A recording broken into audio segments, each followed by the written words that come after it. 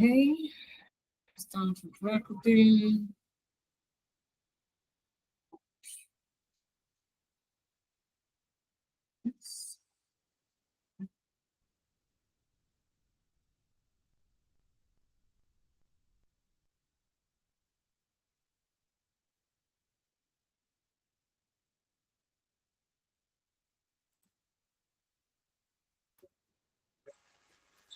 Okay, we have started. Recording has already started, and here we are.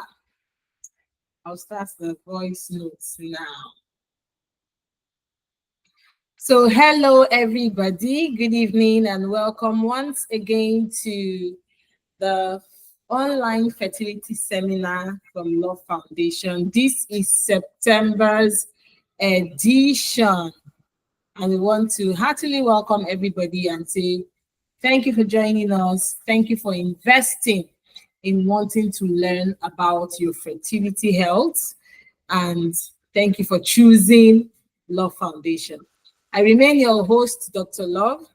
Today, we are talking about other treatment methods for infertility. If you are joining us on the WhatsApp platform, welcome. If you are joining us live in the chat room, in the video meeting, we say a big welcome to you too. You can drop your messages, say hi, tell us where you are joining from. I will enable the chat. Yeah.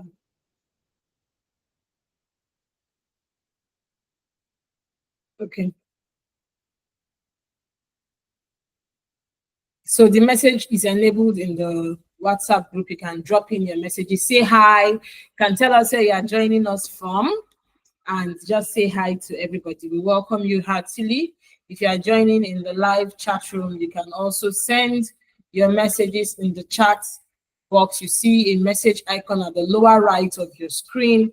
Just join in and say hi. So we'll get started. Like we said, well, it's nice if you can join the video because you would see the slides and be able to follow the presentation as against just listening on the WhatsApp platform. But if that's the only way you can participate, it's better than not participating at all. As usual, we will make the slides available on the platform. But you know, if you are following live, you'll be able to just have a mental view of what we are talking about. So we continue. So we have said that we are talking about other treatment methods for infertility. This will be our overview. We are going to look at what infertility is. We're going to look at the causes of infertility. We're going to look at the treatment of infertility. We're going to look at types of treatment for infertility. Sorry, that's a typo. Types of treatment for infertility. The two broad type of treatments that we have, and what we are focusing on is the non-ART treatment. So that is the other treatment methods, the non-ART treatment for infertility, and then how and where to seek non-ART treatment for infertility. That's what the overview of our discussion will be today. So stay with us. Please just be patient with your questions. At the end of the seminar, you can just put down your questions either as voice notes on the chat, on the WhatsApp platform, or right here in the chat room. You can drop your message in the message box and we will take your questions if they come now. If they don't come now, we will have the WhatsApp platform open till midnight so that your questions can come in and then we'll attend to them at once tomorrow. So welcome. Nobody has joined me in the chat room, but we will continue. Again, this video is being recorded, so it will also be available on YouTube. If you really would like to watch it, you can go back to YouTube and watch the video. It will be available there latest by tomorrow morning, and then we'll have the link made available on the WhatsApp platform. So we'll continue. We are looking at treatment methods for infertility, but we do not want to assume that we all know what infertility is. As a matter of fact, somebody asked a question in my inbox that made me know that I was correct. We are not going to assume that everybody understands completely what infertility is. We are not going to assume that we all know the causes of infertility, because we know that we have a few new people that have joined us. For all our old disciples, we know that they are well grounded in these topics, but we'll still refresh our memories and still talk about it for the sake of our newcomers. Treatment of infertility, and the discussion will continue like that. So, what is infertility?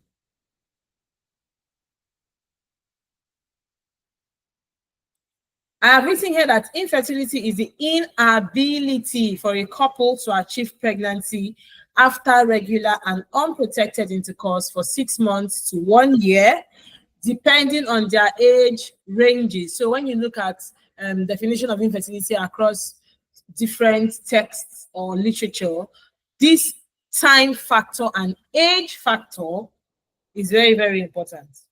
Okay, time factor, age factor are very, very important. So we have written here that a couple where the man is less than 40 and the woman is less than 35 in years now have up to 1 year period of trying before infertility can be diagnosed. I hope that makes sense. So a couple is married.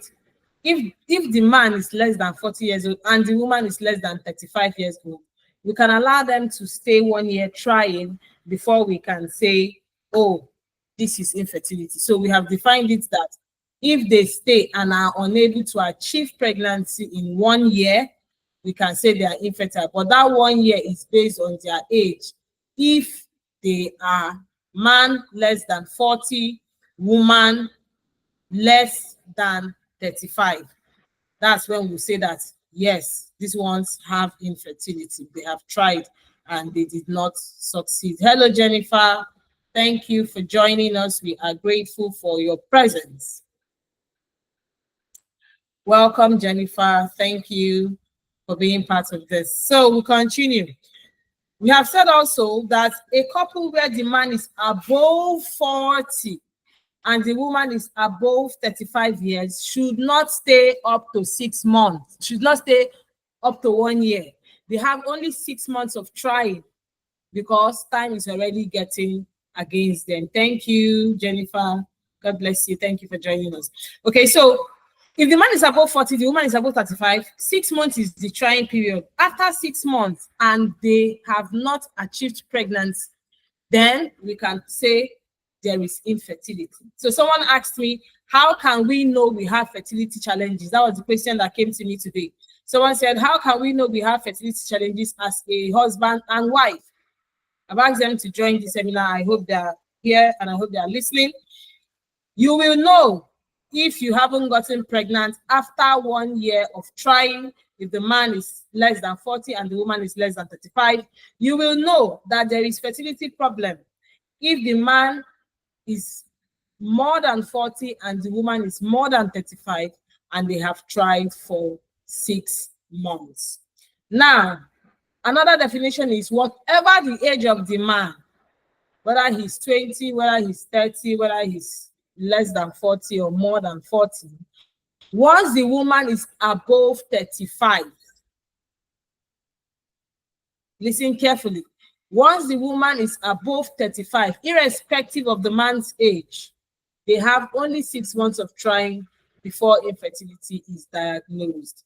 The reason why we tie this definition to the woman's age is because it is the woman that has the age factor for fertility challenges. A man, if he's healthy, can keep fertilizing until he dies.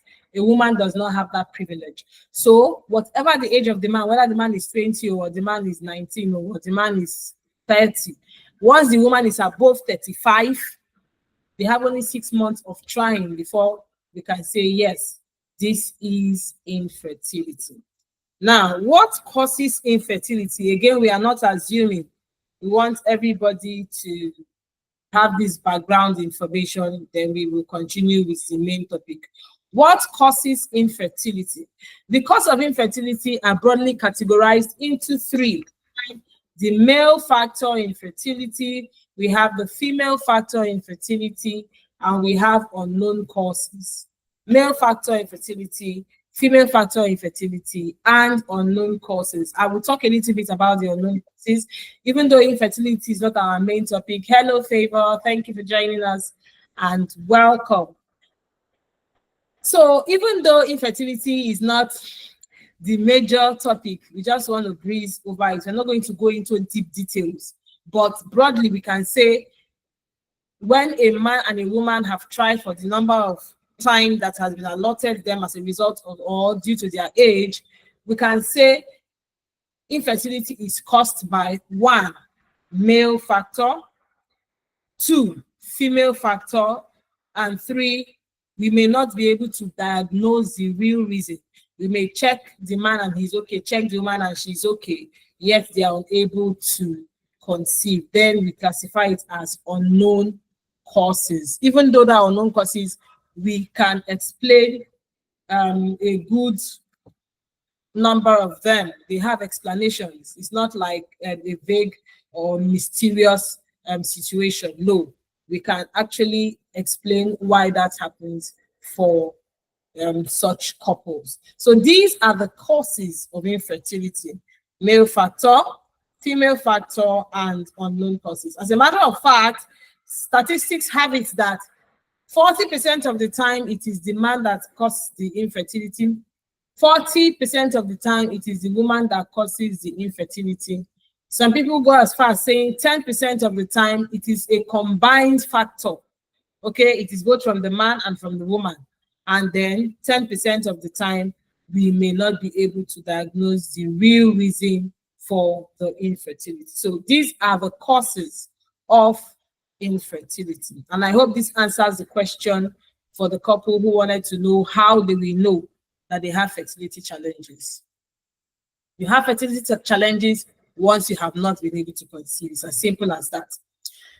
So treatment, we want to look at the treatment of infertility. Again, we are not assuming that everybody knows. How can we treat infertility? Since we have talked about the causes being male factor, female factor, we can conclusively infer that the treatment of infertility, therefore, is tailored to the cause.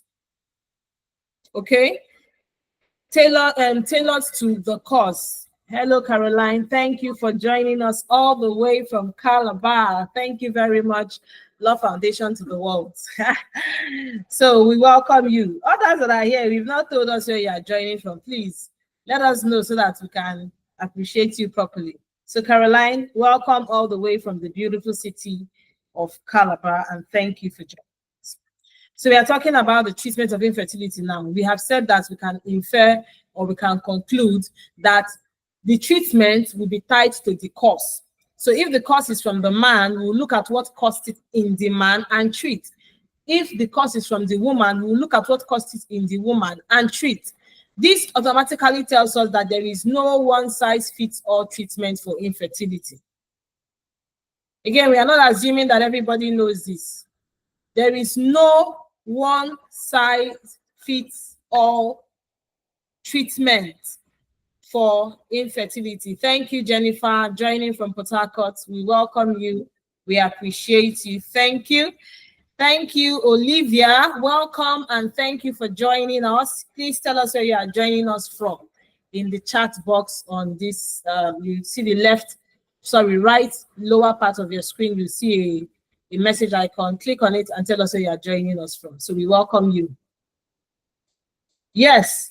So obviously, we can tell that the treatment will be tied to where the problem is coming from.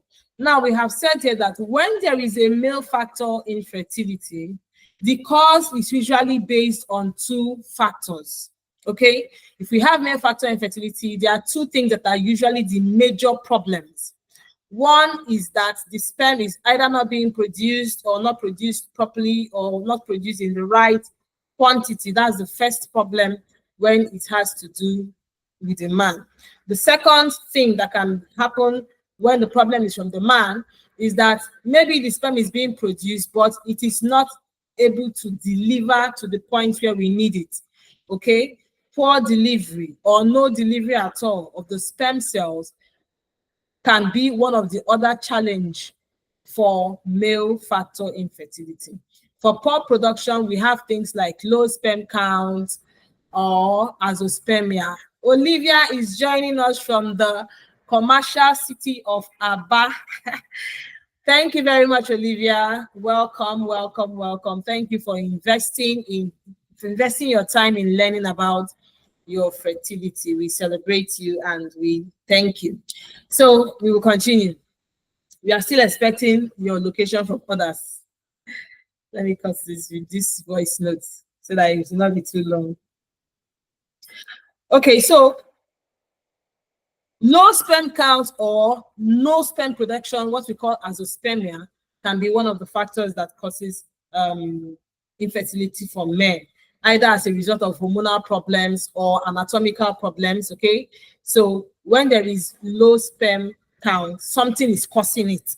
Either that the hormones are not okay, or there's a problem in the testes, an anatomical problem, that is a structural problem, not allowing the cells to be produced properly.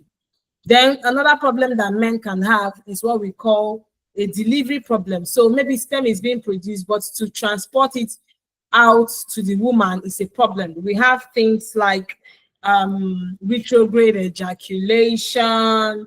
We have things like erectile dysfunction.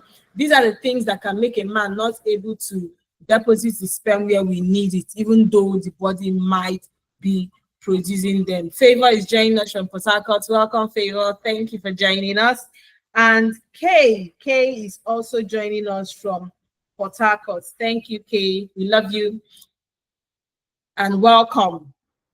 So now for the women, if it is a woman that has a fertility challenge, what can be the cause? The causes range from problems with the ovaries, like poor ovarian reserve. That means the eggs have either reduced in quantity, either due to age or other factors. There's such a thing as premature ovarian failure or ovarian insufficiency, meaning that this woman's egg is not supposed to have finished now, but we are seeing that it is finished. That is poor ovarian insufficiency, premature ovarian insufficiency, or premature ovarian failure. That means the eggs are finishing.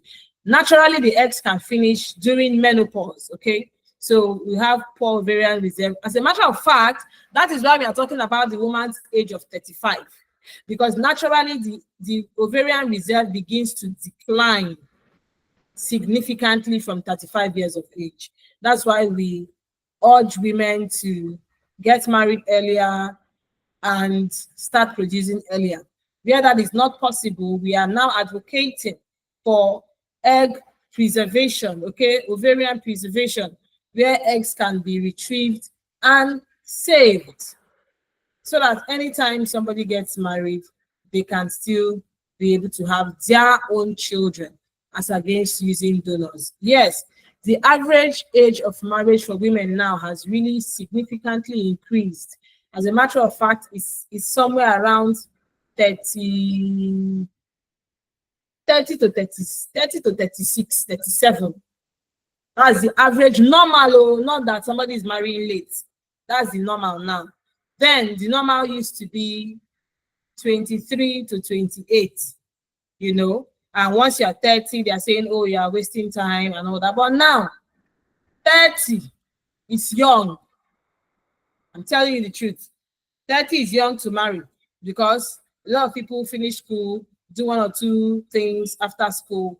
You have to get a job and settle down before entering a man's house for the most part, because many men now are not ready to just marry, women who will be liabilities to them. So these ladies need to have finished school, started working and all that. It's not so many girls that marry directly from school anymore. That is becoming more and more difficult. More people are marrying after they have gotten jobs. And you can imagine what that means. The lady will be in her 30s. So that's the situation, and that's where we have found ourselves. So what can we do in that present situation? Now, this is what we have found amongst us. This is what we have, this is how we have found the situation to be. What then happens? If you are saying that a woman's eggs start from 35 years to decline, and at 35, she hasn't even married, what can we do? Okay, so there are two approaches to that challenge. One, ovarian preservation. You can retrieve and store eggs. Two, you can invest seriously in improving egg quality. We have dealt with egg quality as one of the topics, improving egg quality specifically, as one of the topics we treated. We treated it this year, improving egg quality. So you can go to our YouTube channel, search for that video, improving egg quality, and watch it, okay? So these are the two things you can do to help with the problem of ovarian, of poor ovarian reserve. So we are saying that that's one of the problems a woman can have. She can also have ovulation challenges. This one, it's not that there are no eggs, there are eggs, but they are just for some reason not coming out as they are supposed to. Commonest cause being hormonal imbalance. That is the commonest cause for poor ovulation or anovulation, what we call anovulatory cycles. Okay, so a woman can also have the problem with the passage of sperm cells to the eggs. We see this in tubal blockage or hydrosalpinx, where the tubes are either blocked or they are swollen. Either way, the sperm cannot pass. It might sound funny that we are saying when the egg is swollen, when the tubes are swollen, sperm cannot pass. Yes, remember that these sperm cells are microscopic cells, and the what we call fimbriae, or there is what we call the cilia inside the tubes. They are like fine hair-like structures inside the fallopian tubes. They help to produce a current, you know, like, how do I explain this now? Like waves, okay? They sweep that fallopian tube. By sweeping, I mean they produce a force that produces a kind of sweeping effect that causes the sperm cells to be able to swim easily through the tubes. So when the tubes are swollen, the effect of that cilia sweeping will no longer be there. So it will be more challenging for the sperm to pass through that kind of cell. That's the truth. And then the end of the fallopian tube, which is the fimbriae, like that are like fingers, are supposed to help catch the egg and transport it into. So that whole function is lost when the tubes are swollen, really. So whether the tubes are blocked or the tubes are swollen, it becomes a problem for the sperm to be able to get to the egg. So tubal problems can be one of the problems arising from a woman, that is causing female factor infertility. Another problem is the problem with the womb, the problem with the uterus. There we have things like fibroids, uterine synechia, adenomas, endometriosis. All these are challenges, anatomical problems with the womb, making it difficult for pregnancy to occur. Also, we have implantation problems, either hormonal or structural, and these can also contribute to infertility. So we continue. We are looking at the treatment of infertility now. So we have said treatment is tied to the problem, where it is coming from, whether from the man or from the woman. We don't want to now look at the types of treatment that we have, types of fertility, of treatment for infertility that we have. So they are basically, like we have said, basically two categories, okay? Two broad categories for the treatment of infertility. One is the ART treatment, the other is the non-ART treatment. Okay, ART treatment and the non-ART treatment.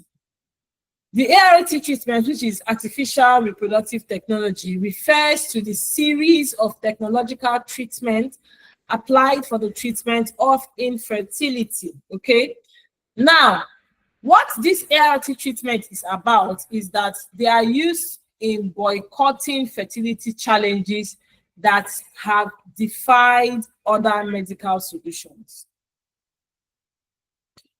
In the use of ART for dealing with fertility challenges, we use these technologies to avoid the problem that we have noticed, mostly because the problem are not responding to the treatment applied, okay, the other non-ART treatments applied. That's when we even start talking about ART. Unfortunately, in our time, people are beginning to almost think that once you talk about fertility treatment, you're talking about ART. That is not true. And that's why we're having this seminar, to correct that misconception and to teach that there are things that can be done when infertility is noticed. We've described what infertility is. It is not that once there is infertility, the next thing is ART, the next thing is IVF or IUI or ICSI. No. This is the reason why a lot of people find it difficult to go to fertility centers or to go to hospital, because they think once they go there, they'll tell them it's IVF. Unfortunately, some facilities behave that way, and it is actually wrong. Truthfully, it is actually wrong. It's a different thing if a center is doing only IVF, because there is such a thing as a gynecologist and a different what's called specialization, which is IVF specialist. So there are two different things actually. So if you have made up your mind that you are doing IVF, you want to go to an IVF center. Now there are fertility centers that are strictly for IVF. But there are fertility centers where they have a gynecologist, or where they have gynecologists, and they also apply other treatment patterns, okay, for managing infertility, not just ART. Yes, some as you go there, they will tell you point blank, the only thing they do is IVF. So if you're telling them you've not given birth, they will tell you it's IVF that is the solution. From them, it doesn't mean that that is the only solution. That's the point you are trying to make. As a matter of fact, it is when you have explored all the other options, tried them, and they didn't work, that you should start considering ART. I hope that makes sense, and I hope that's clear to everybody. So there is ART treatment and there is non-ART treatment. ART treatment aims to boycott the fertility challenge that have been identified, especially if they have not responded to other treatment options, okay? Now, we have said that ART treatment includes IVF, which we all know is in vitro fertilization. Here, they retrieve the eggs from the woman, fertilize it with the sperm outside the body, transfer it back into the uterus, and hope for fertilization. We have treated IVF in details when we talked about what to know before IVF. So you can look up that video as well and watch it and get all the knowledge you need. Then we also have IUI, which is intrauterine insemination. As a matter of fact, some people say this is not an ART treatment, but actually it is, because sperm is retrieved from the man. It is treated, okay? They concentrate the best sperm cells, okay, before they do the insemination. So yeah, some kind of technology is applied, so it is still part of ART. Then we have ICSI or ICSI. This is intracytoplasmic sperm injection. That means the sperm cell is taken and put directly into the egg. It's like IVF, but more specialized. IVF, you just take the egg, pour sperm, and allow it to fertilize by itself. But for ICSI, you take the sperm and fertilize the egg yourself.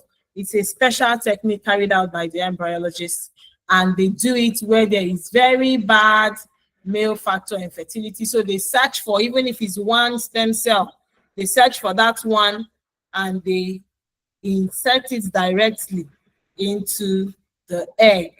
Okay, so that's it. And okay, and that is another treatment of ART. Then we have third-party IVF. This is where we employ the use of donors. So whether it's donor sperm or donor eggs, but the couple, sometimes it's even donor embryo. The woman is not able to produce eggs. The man doesn't have good sperm cells as well. And we just take somebody's sperm, take another person's egg.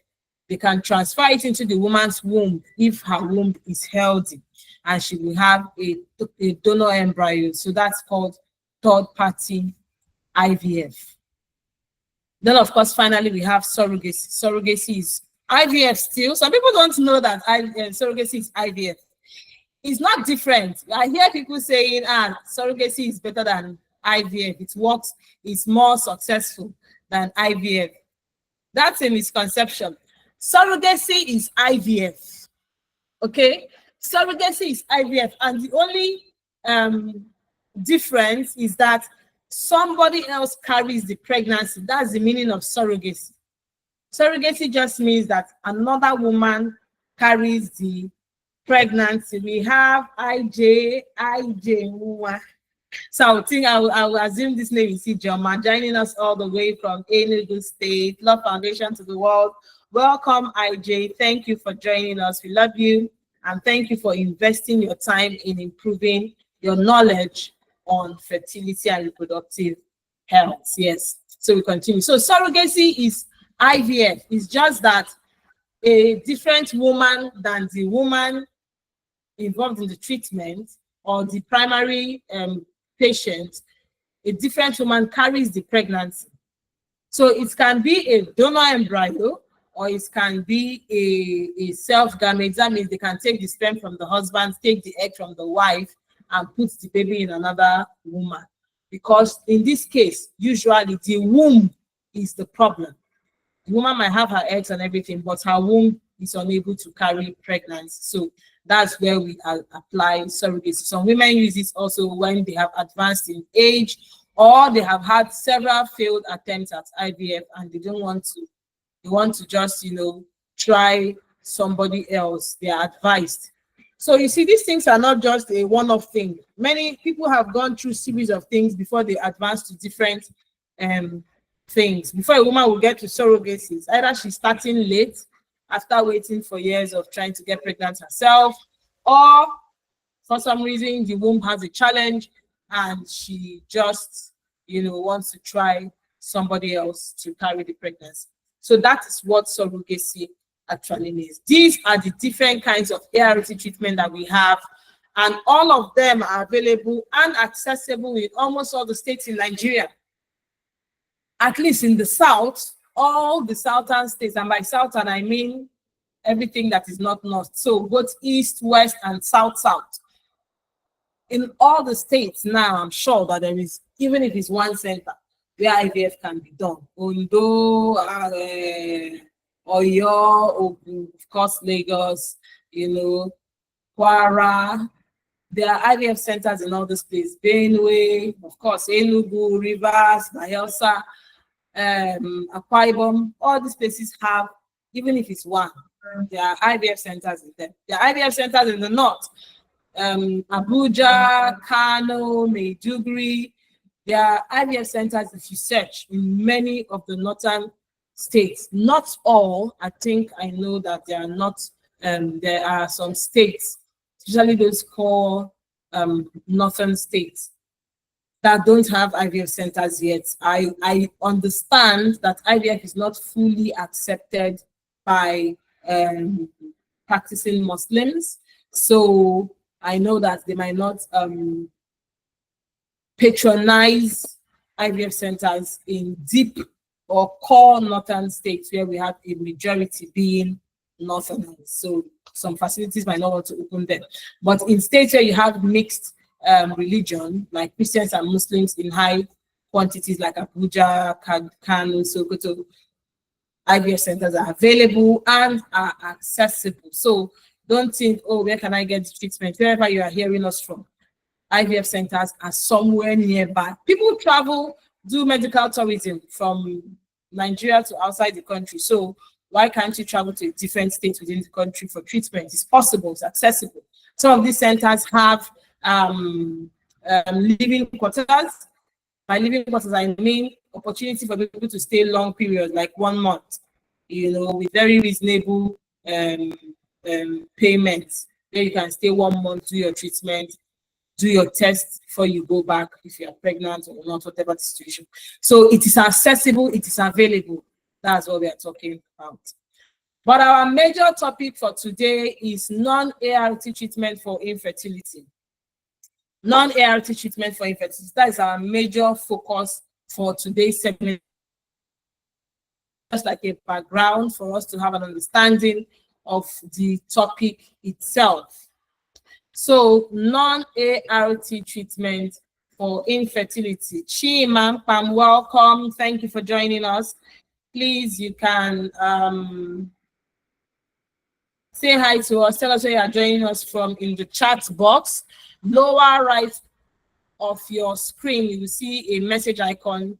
Tap on it and say hi so that we know you are hearing us, and also you can tell us where you are joining us from. You are welcome. So non-ART treatment, we say there are 3 major types. The use of drugs, that is medication, surgical interventions, and funny enough, believe it or not, lifestyle changes. Even though that's the last thing I'm going to be talking about, I just want to emphasize that you can treat infertility by lifestyle changes. A lot of people think it's not true, but that is the focus of our work at Love Foundation, helping you understand that there must be some lifestyle modifications for you to manage fertility treatment properly.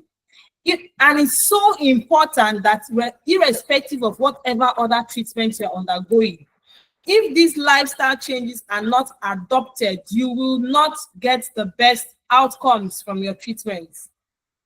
We are not guessing at this. It's something that we have seen work over years. We have been in this, and let me not say this industry, but Love Foundation has been in existence for the past 6 years. And in these 6 years, we have seen people who have been undergoing treatment of whatever kind, some as high as even ART, have their treatment failing or not responding. Their body is not responding to them. And when they applied some of these lifestyle changes, the treatment worked. So your lifestyle contributes to a large extent to your fertility outcomes, to your treatment outcomes. Do not take it for granted.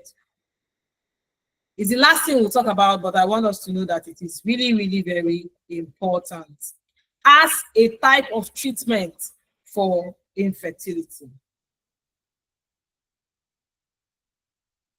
Okay, use of medication, surgery, and lifestyle treatment. These are the major types of treatments for non-ART treatment for infertility. These treatments apply to both men and women, and they are usually the first approach to the management of infertility in many cases.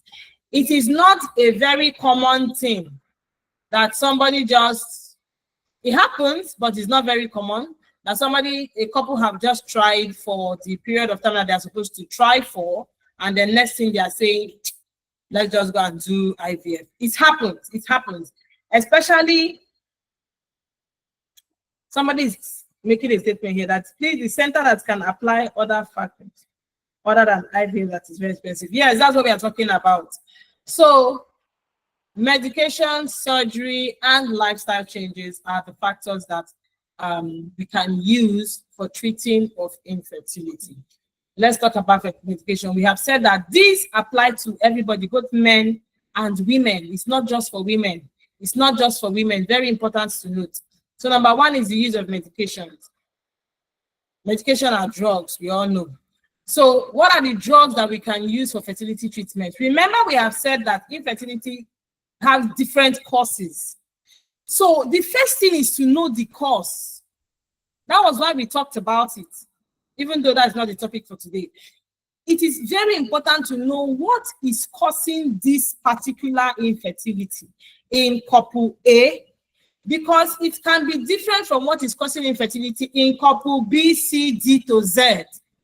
As a matter of fact, from our experience, no two cases are exactly the same. That's one of the interesting things we have found out in fertility management. No two cases are exactly the same. There are factors that might generally look like, yes, it's grouped in this category. Maybe it's the man, maybe it's the woman. But when you break it down, there are various factors that are unique to every individual couple. So the first treatment, as a matter of fact, for fertility management is to know the cause. What is causing this one?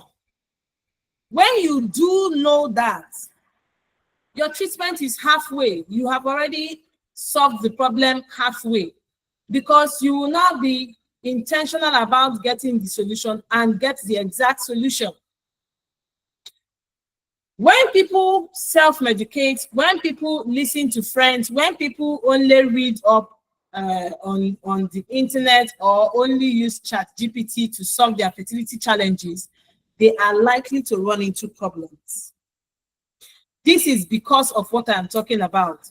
The cause of infertility for A is different from the cause of infertility for B. So if A has solved her own fertility challenge and tells B that, when I went to the hospital, they gave me, let me use an example now, Clomid. I took that Clomid only 1 month. The next month, I missed my period. And B says, what? Just Clomid. Why am I wasting time? And because in Nigeria, we are so funny, Africa, I think, as a whole, rather than going to the hospital where that drug was given, we play smart and go and buy the drug. And tell ourselves, Shebi is the same drug they will give me, because you don't want to pay for consultation and tests. When it comes to fertility challenges, it is not malaria. It is not malaria that you hear, which is the latest malaria drug that is very active. You hear the name, you just go and buy it when you have malaria symptoms. It is not. You should find your way to hospital. Now, when it comes to this non-ART treatment, you don't necessarily have to go to fertility centers. You can go to a hospital where they have gynecologists, okay? So you're not going to a hospital that is, the specialization is surgery or the specialization is orthopedics. No, you go to a hospital where the specialization is obstetrics and gynecology, so that the obstetrician gynecologist will be able to take a good look at you and identify for you as a couple. And when I say obstetrics and gynecology, it doesn't limit it to only the women. They also have some training for the man. They can interpret some issues for the man. If there is a need for a referral, like I will talk about, then they can refer to the male doctor, which is the urologist. I hope this is clear to all of us, because it's important to take note of these things. Do not self-medicate for fertility issues. I can't emphasize it too much. Do not practice self-medication for fertility challenges. It is wrong. Don't take a medication because your friend took it. It is wrong. What is wrong with you might be different from, most likely, in one way or the other, will be wrong with what is wrong with, will be different from what is wrong with your friend. So let's look at the drugs. So we have drugs to stimulate ovulation in women, like our popular Clomid is called clomiphene citrate, or letrozole, which is also for ovulation stimulation. We have gonadotropin injection like the HCG and the FSH. Do you know that it's interesting, but a lot of, this is very interesting, a lot of all these our, let me call them traditional midwives, now use HSG. I'm sorry, this is funny, but we have seen it happen a few times. You see a woman, she goes to some of these traditional midwives, they give some concussions, and after a few weeks, she tests positive for pregnancy. She doesn't see her period. Then she runs tests, of course. and the test is positive. And she's super excited and happy. Okay? And then she goes for tests, and they tell her, now scan, they tell her, well, there's nothing showing, come back in 2 weeks' time. She goes back in 2 weeks' time, nothing is in the womb. Period probably will come out scantily and all that. What happened? What has happened is that the traditional midwives now inculcate HCG in some of their medication, all these herbs and concoctions that they give. They add HCG to it. The work of HCG is to bring out pregnancy symptoms. Let me put it that way. So when they give somebody HCG and the person is not pregnant, what they're supposed to do actually, if it is given properly, is to help ovulation or to help implantation if fertilization has taken place. But when somebody is not pregnant at all, it will mimic some pregnancy symptoms like vomiting, nausea, mood swings, you know. So when you are drinking concoctions, please be careful. Sometimes people have positive pregnancy tests and they are not pregnant.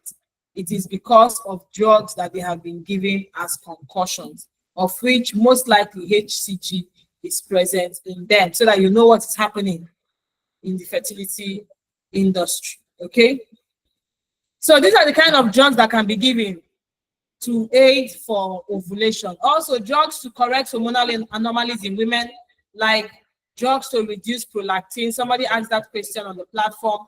The best drug for hyperprolactinemia, which is cabergoline. We have things like cabergoline. We have things like bromocriptine. These are the different drugs you can use to bring down prolactin. There are some other drugs used to correct some hormonal anomalies. Some people have low progesterone. You want to give some drugs, things like dufastone or cyclogest, to improve the progesterone level and to help implantation or to protect the pregnancy in its early stages. Some people have thyroid function problems and they are giving some certain drugs to correct that hormone as well.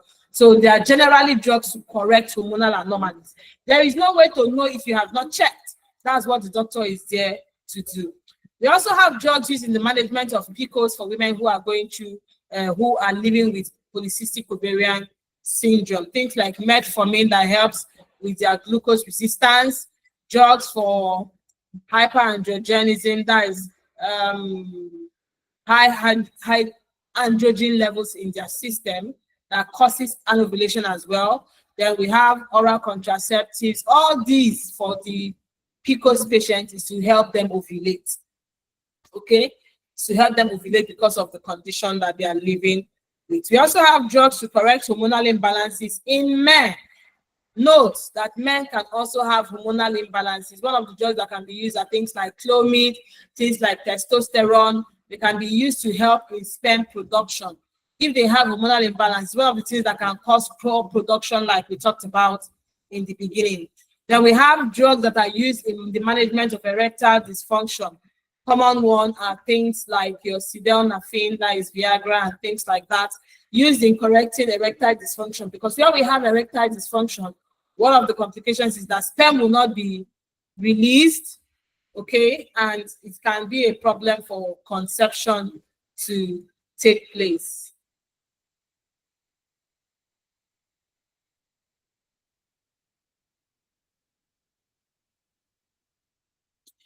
Okay, so these are the medications that can be used.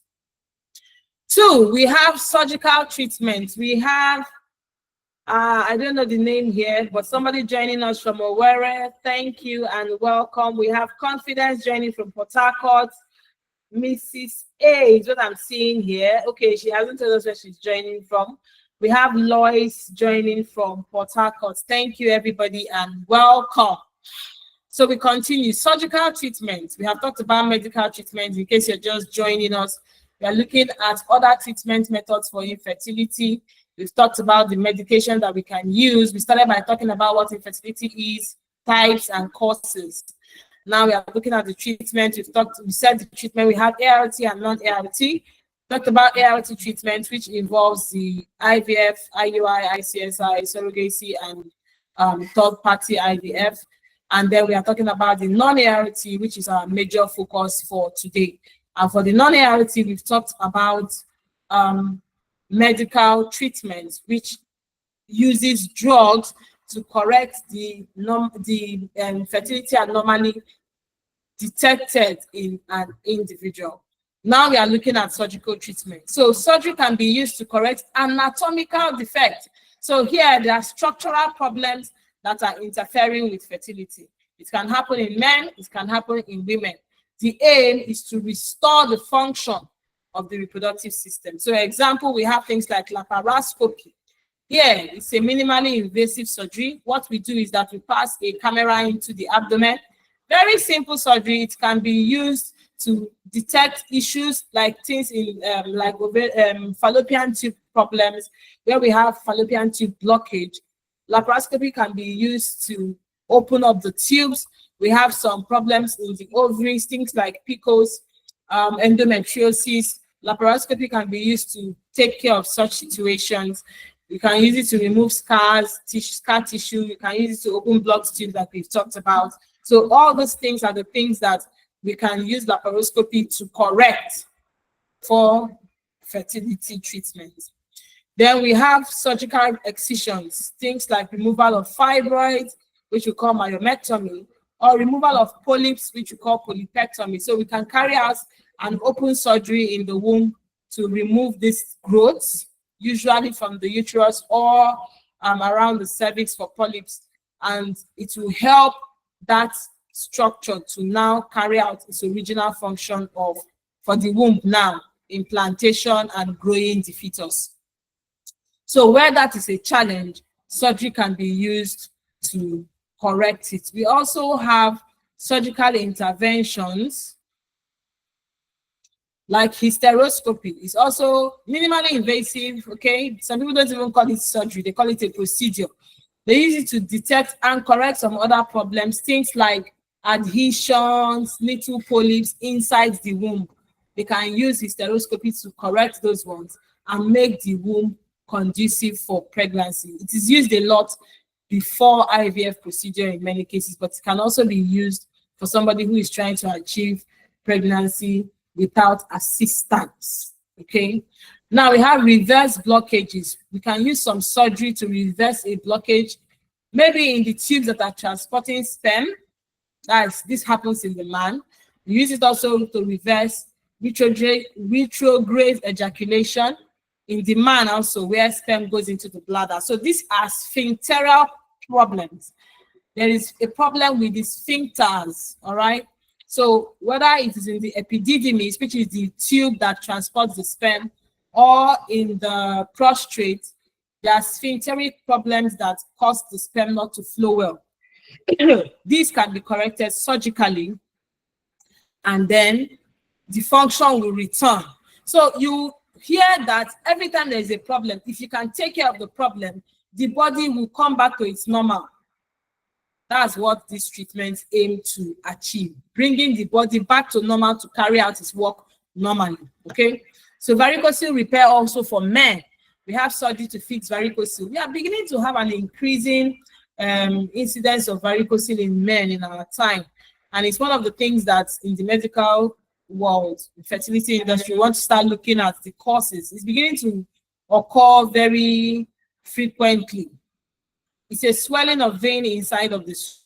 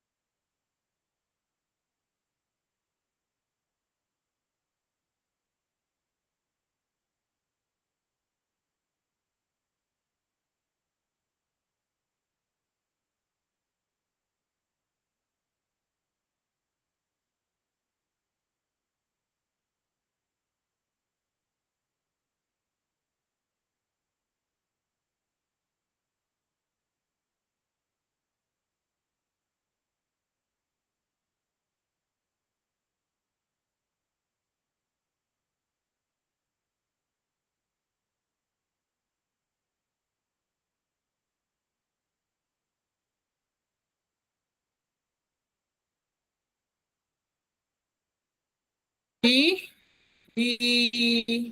had a network glitch. So continuing, apologies for the break in transmission. Technology is not always reliable, but we are continuing. So sorry for the minor glitch. We will continue now. So we are talking about the last point, which is sperm retrieval. In sperm retrieval, what happens is that sperm, if it's not being properly produced or delivered, like we've talked about, we said for the man, we have a situation where maybe the sperm is not produced properly,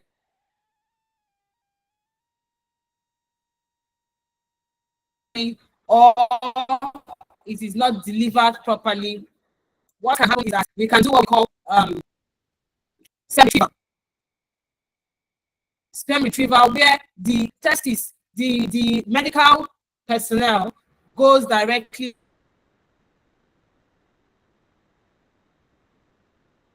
to the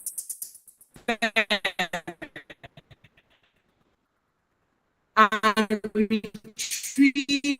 extract the sperm from the testes directly. If we have a problem where they are not able to, the sperm is we call TESA or TESA. TESA is testicular sperm aspiration. Why TESA is testicular sperm extraction. There are different technologies to do that. For aspiration, it's like using a biopsy needle to extract, to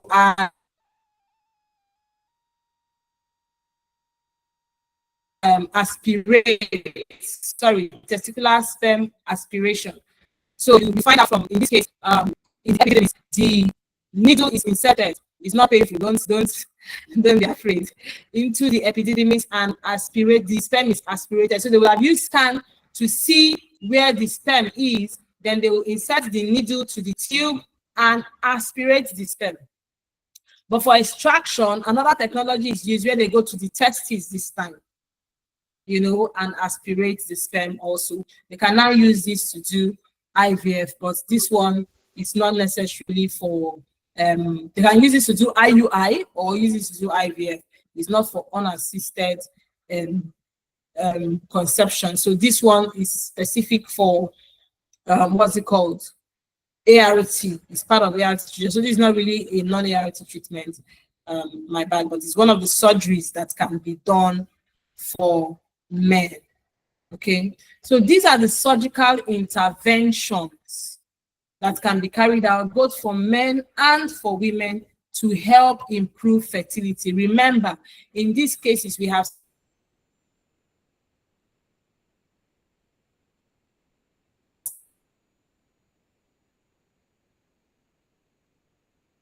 said that the major thing is the procedure or surgery or treatment tries to do pregnancy can be achieved.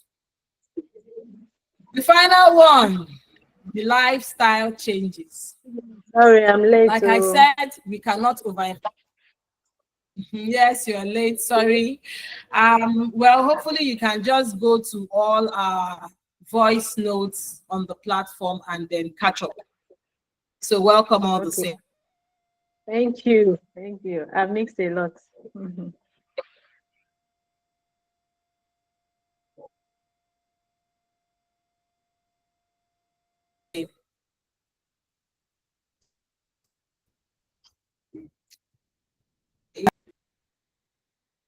We are now looking at lifestyle changes. Very, very important topic. I said in the beginning of this seminar that the lifestyle changes is what ties everything together. It's what ties all fertility treatments together. Whether you are trying to conceive with artificial reproductive technology, or you're trying to conceive with medical treatment or surgical treatment, whatever, if you do not apply these lifestyle changes, you might not get the best result from your fertility treatment. You might not. It applies to both men and women. So we have written here that for both men and women, lifestyle factors can significantly affect fertility. This is true. So the lifestyle practices that can help improve fertility include: 1, maintaining a healthy weight. So being overweight or underweight can affect hormone levels, thereby affecting ovulation, also affecting sperm production. We should aim for a proper or a normal BMI. BMI is your body mass index. Okay, so we should aim to achieve a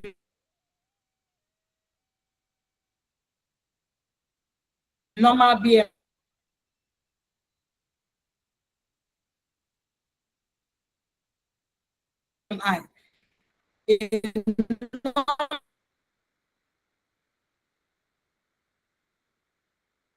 Normal BMI anywhere from 18 to 20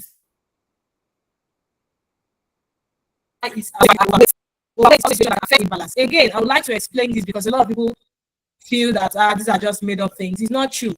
And they ask, what are people who are overweight? Don't they give birth? Don't they get pregnant? Now, if somebody has gotten a body of being on the big side right from time, okay, a child has always been a chubby child and grows up to be a chubby adult, a big adult, an extra large adult, okay, a plus size adult, be it male or female. The body has compensated for that extra weight. So the hormone production has also compensated for that extra weight. God is that wonderful. The body is that wonderful.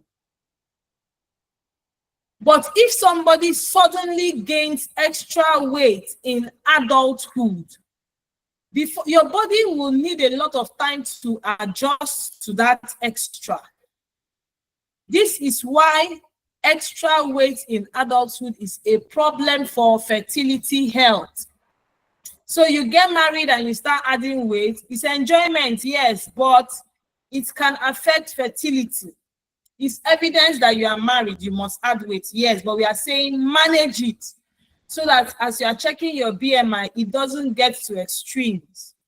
We've said here that BMI, normal one is 18 to 24. How do you check BMI? You check BMI by checking your weight in kilogram, then checking your height in meters. That's your height you have checked in meters.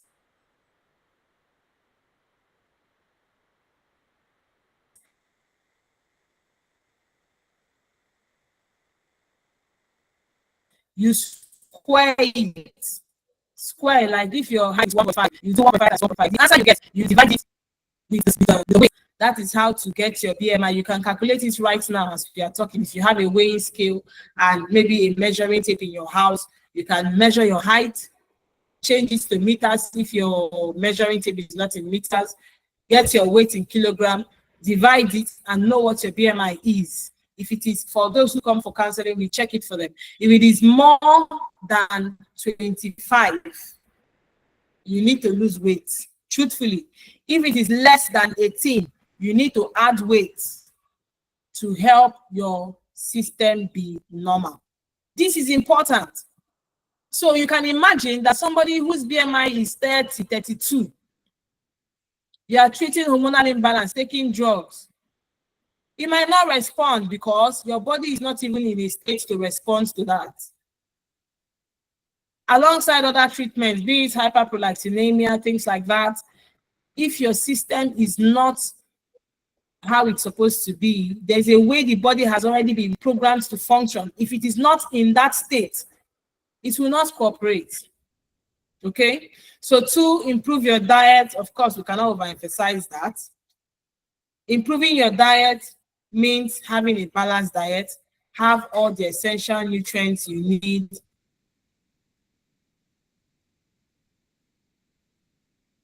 In your food, there are things you should stop eating. There are things you should focus more on eating.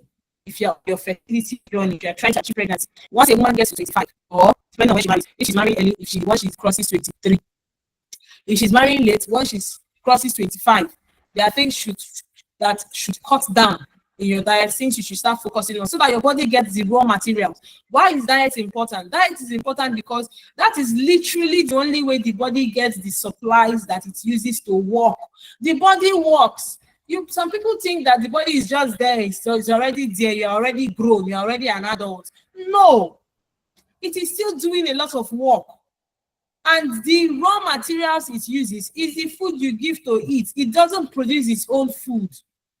So if you give it what is not healthy enough, it will not carry out that work properly. It's like an engineer or an electrician or a builder or a doctor. Any work you are doing, there are tools you need. A tailor, whoever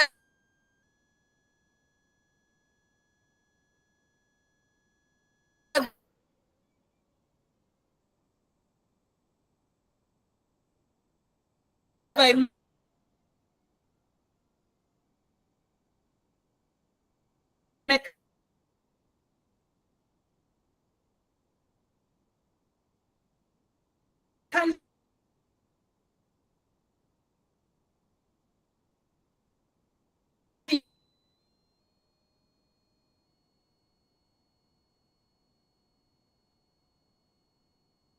be teacher. What are tools you need for that job? So if you give it what is not okay, it will just manage and try, but you can tell that that's not the best it can do. That's not the best it can do. So we need to focus on and invest in what we are giving the body, because it's literally the what you food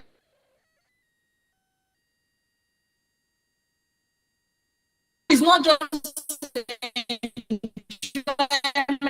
let it just be. I know that in this country now, because of the economic situation, we are easy to feel as so let it needs to do the work you need it to do. We can't overemphasize limiting or quitting alcohol. In short, I don't know why I put this limit, is to quit alcohol completely, because it can reduce fertility. It interferes with our hormones. That's how that happens. It interferes with hormones and interferes with their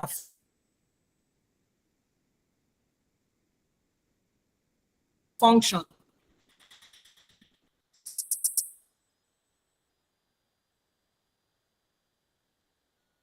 Smoking and use of drugs, self-medication, drug misuse, recreational drugs. We already know they have by high stress level can affect hormone balance. Why? Cortisol is the stress hormone. It interferes with other hormones when it is released into the body. You can combat stress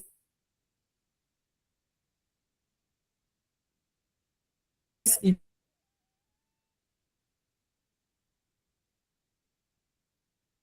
many ways.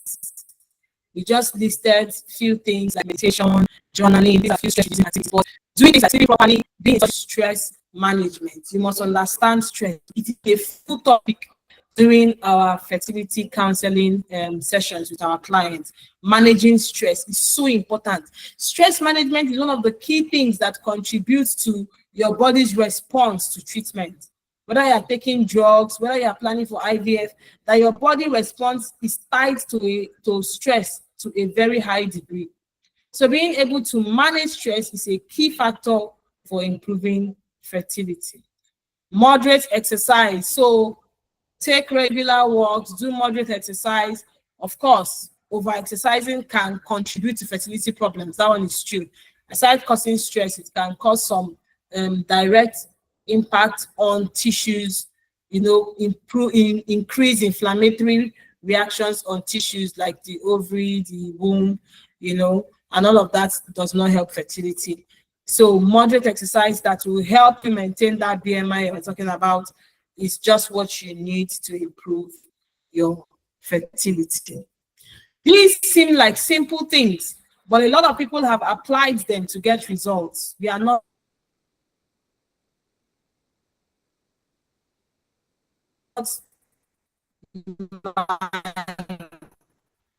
from many of the testimonies that we share on this platform, many things that they're done aside from the treatment. Visit our website. There are so many things. There are so many information in our blog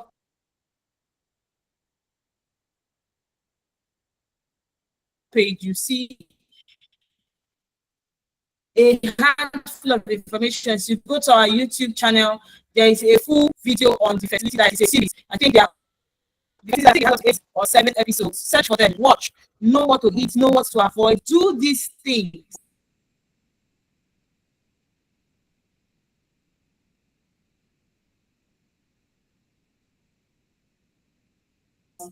And watch your fertility health improve. Thank you so much. Thank you to everybody. Thank you for taking the time and for joining us. From all of us here at Love Foundation, we say God bless you. This is an interesting week.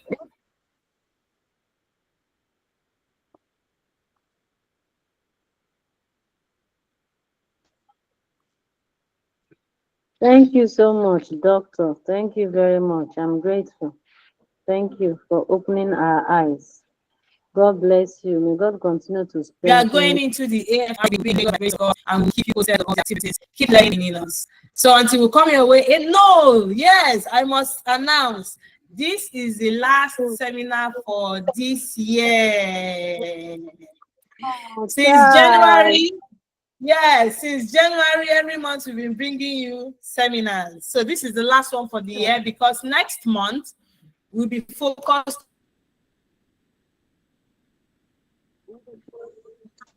on preparing for our World Fertility Day event. You know that is one of our major events every year. Aside from the fertility events, are another series of events that occupies a lot of time. It's done in the entire month of November, though World Fertility Day is November 2nd. But Love Foundation carries out a month-long activities to mark the day, creating awareness and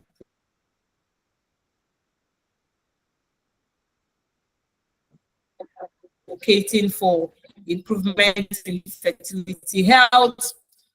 We do that, so we use the this year. Thank you for being with us this far, and for all you have learned, please apply them so that you will see the results in your life. People are having testimonies. We are having this seminar when somebody sent us a message and she had put to bed. People are having testimonies. We have a pregnancy announcement. It is amazing, and yes, these things work. You see us sharing testimonies on the platform. They are not made up. These things do work. So keep contacting these books and your own story will change and you will also have your own testimony. Yeah, somebody is saying something. I want to say a very big thank you for this lecture. You really, really, really, really taught me so many things. Even if I didn't join on time, but at least from the platform, I've learned a lot when I was going through it. Thank you very, very much. God will bless you. Bless you all for giving us this opportunity to know a lot of things. You guys. Thank Bless you too, ma. Thank you very much. Really good. Yeah, thank you. Thank you. God bless you. All right, so we'll call it a night. Please, you can drop your questions on the WhatsApp platform and we'll respond to all of them by tomorrow. So just keep the questions coming in between now and midnight before we close the platform to prevent unnecessary posts. And then we'll start responding to the questions. Thank you again. Bye.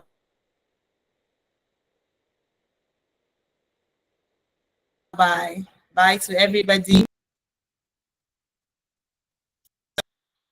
Thank you.